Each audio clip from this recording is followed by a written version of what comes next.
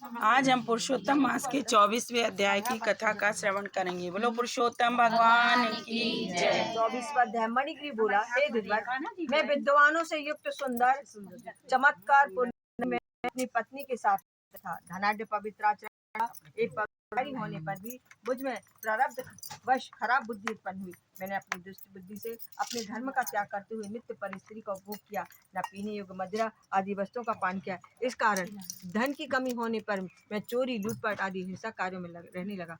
तब मुझे मेरे बंधुओं ने त्याग दिया। तदंतर महाबलवान राजा ने दिया और जो कुछ घर में शेर बचा सो बांधवों ने ले लिया। इस प्रकार सबों से तिरस्कार किया हुआ मैं वन में लगा। वन के घोर दुखों से दुखित मैं नित्य प्रति जीव हिंसा करके अपनी स्त्री सहित जीवन निर्वाह करता हूँ। मैं ब्राह्मण, जब आप मेरे ऊपर कृपा करो, मेरे पूर्वजन के पुण्य प्रताप से ही आप इस गहन वन में आए। हे महामुनि, स्त्री सहित हम दोनों आपकी शरण है। आप अपने उद्देश्य रूपी प्रसाद से हमें कृतार्थ करें, जिससे हमारा घोर दारिद्र्य क्षण भर में नाश हो जाए, अतुल्य वैभव प्राप्त करे, अत्यस्त वितरण करे। उग्रदेव जी बोले, हे महाभाग, तू कृतार्थ है। तूने मेरे अतिथि सत्कार किया, इससे तेरे कल्याण होगा। जो बिना व्रत, बिना दान, बिना तीर्थ के तेरा दारिद्र्य नाश होगा, ऐसे मैंने निश्चय किया। इस माह के आगे अब जो तीसरा माह आवेगा वह पुरुषोत्तम मास है। अतः तुम दोनों स्त्री पुरुष यत्न से पुरुषोत्तम भगवान की प्रसन्नता के लिए दीपदान करना, जिससे तेरी महान दरिद्रता जड़ से नाश हो जाएगी। तिल के तेल से दीपदान करना, ऐश्वर्य होने पर घी से करना। इस समय वन में रहते हुए तेरे पास इन दोनों में से कुछ भी नहीं है।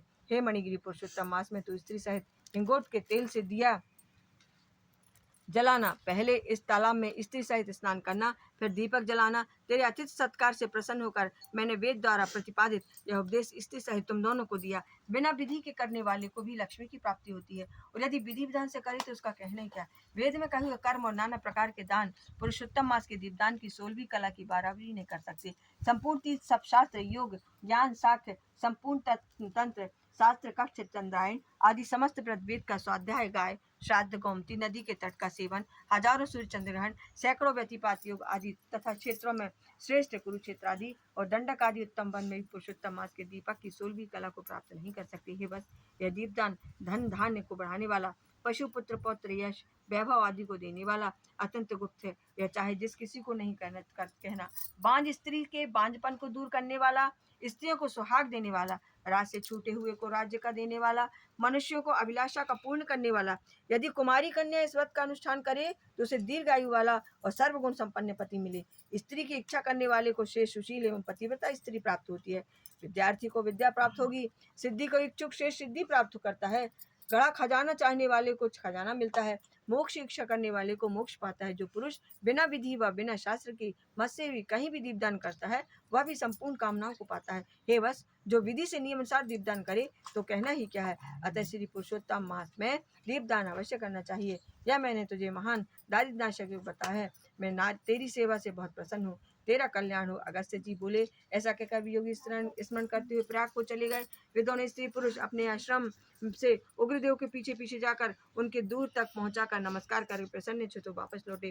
पुरुषोत्तम मास की राह देखते हुए ब्राह्मण की भक्ति में तत्पर दोनों स्त्री पुरुषों ने अपने आश्रम में 2 महीने का समय बिताया। 2 मास बीतने पर सर्वश्रेष्ठ पुरुषोत्तम मास आया। तब गुरु की आज्ञा से दोनों दंपति ने मास भर प्रेम सहित ऐश्वर्य प्राप्ति के लिए हिंगोट का तेल का दीपदान किया। तभी निर्मल मन होकर सब समय पर बाद मृत्यु को प्राप्त हो स्वर्ग को गए। वहां अनेक प्रकार के सुख भोग कर भारत खंड के उग्रदेव की कृपा से द्विजवर्ण में जन्म प्राप्त हुआ। पूर्व जन्म में मृग हिंसा करने वाले जो मणिग्रीव शुद्ध थी था, वह भी इस जन्म में राजा वीरबाहु का पुत्र चित्रबाहु हुआ।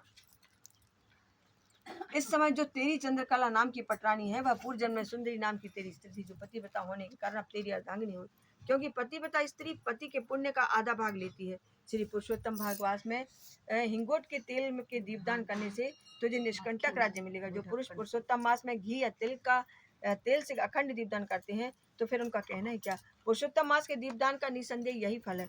जो उपवास आदि व्रत करते हैं, फिर कुछ कहना ही क्या। वाल्मीकि जी बोले, इस प्रकार अगस्त्य जी राजा चित्रबाहु से उसके पूर्व जन्म का चरित्र कहे तथा उनसे अभिनंदित हो अक्षय आशीर्वाद देकर अपने आश्रम को चले गए। बोलो पुरुषोत्तम भगवान की जय। मात नर्मदे हर हर शंभु काशी विश्वनाथ गंगे।